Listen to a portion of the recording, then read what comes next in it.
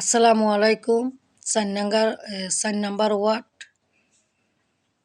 ক্যাম্পটিলা শিশু মিয়ার একটা ঠ্যাঙ্গের আপনার এই যে ঠ্যাঙ্গের এই জায়গাটা পয়সা গেছিল।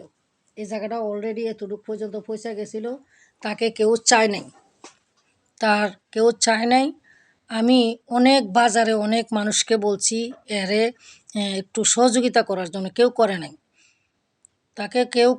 তখন আমি নিজে উদ্যোগ নিয়া বৃষ্টির ভিতরে ভিজা আমি 1540 টাকা আমি পুরা বাজার থেকে আমি মহিলা কালেকশন কইরা ওনাকে আমি ডাক্তারের কাছে নিয়ে গেছি। এর ভিতরে এই ক্যাম্পের টিলা বিডিআর ক্যাম্প আমি দিনের 3:30 দেড়টা মনে হয়, দেড়টা একটা অনুমানিক 1:30 বাজে যায় তাদের গেটের দরজায় বসি ওনাকে নিয়ে শিশু মিয়ারে নিয়ে যায় 1:30 বাজে বসি। তারা ঘুমেতে উঠা জিরাইয়া টিরাইয়া সম্পূর্ণ সব কিছু কইরা সম্পূর্ণ মানুষ 5টা বাজে পোলিং করাইয়া আমারে 10 টাকা 20 টাকা করে সবার থেকে লইয়া আমারে কোম্পানি কমান্ডারে সুবেদার সাহেবে 545 টাকা দিছে। সব মিলাইয়া 2000 টাকা হয়েছে। আমি ওনাকে 2000 টাকা নিয়ে শান্তিপুর নূর কালাম ডাক্তারের কাছে নিয়ে ওনার এটা কাটাইছি, ওয়াশ করাইছি। 2 দিন পর্যন্ত আমি নিয়ে এটারে ঠিক করছি। সম্পূর্ণ টাকাটা আমি তার হাতে দিছি।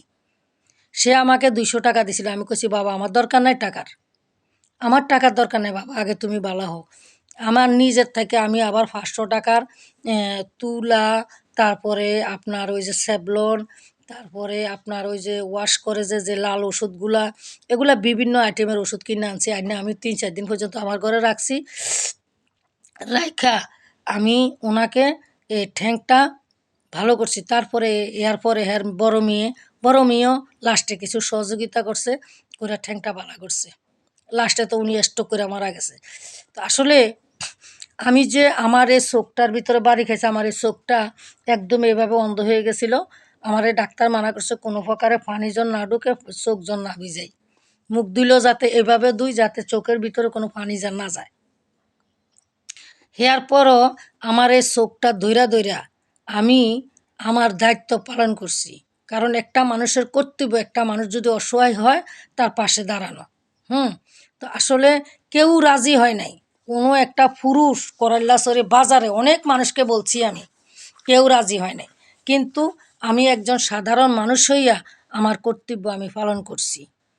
আসলে আপনারা বলবেন এই কাজগুলা কি করা, আমি একজন মানুষ হিসাবে একজন মানুষের পাশে দাঁড়ানোটা কি এটাকে আমার কর্তব্য ছিল, না কি এটা একজন জনগণের কর্তৃত্ব ছিল? আমি একজন সাধারণ মানুষ হইয়া, একজন মহিলা হইয়া এটা যদি আমার করা অপরাধ হয় তাহলে আমার কমান করে বলবেন আমি মানুষ হিসাবে এটা কি করা আমার অপরাধ কিনা। ধন্যবাদ সবাইকে, অবশ্য কমান করে বলবেন।